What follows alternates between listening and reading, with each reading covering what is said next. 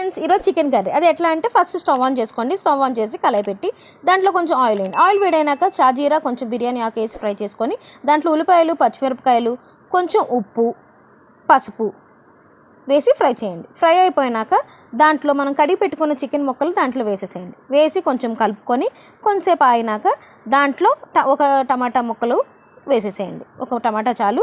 అది ఫ్రై అయిపోయినా దాన్ని కొంచెం మూత పెట్టేసి కొంచెంసేపు ఉంచండి. దాని తర్వాత దాంట్లో నీట్గా ఒకసారి కలిపి దాంట్లో కొంచెం కారం మనం ఎంత తింటే అంత వేసుకోండి. దాని తర్వాత ఉప్పు కూడా తగినంత ఉప్పుని వేసేసుకోండి. వేసి కలుపుకొని దాంట్లో కొంచెం దగ్గరగా అయినాక కొంచెం వాటర్ వేయండి. గ్రేవీ కావాలనుకుంటే వాటర్ వేసుకొని కొంచెం ఉడకడానికి వాటర్ వేసుకోవాలి. దాని తర్వాత కొత్తిమీర కూడా వేసుకోండి.